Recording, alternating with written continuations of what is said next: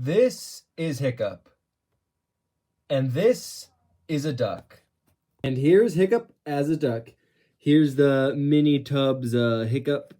This is the mini version. I think they did a bigger version of this, but he has his old book with his old toothless drawing on it. But let's get him out of that old package.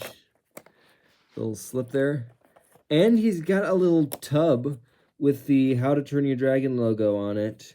That's pretty cool. There he goes.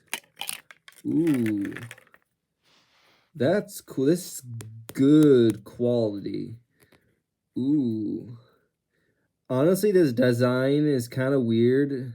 Ooh, look, there's a little tail. This is just very interesting.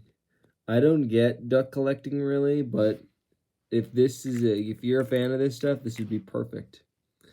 I'm surprised they did a How to Train Your Dragon 1 version.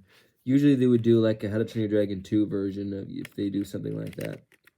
So there's Hiccup and his little tub.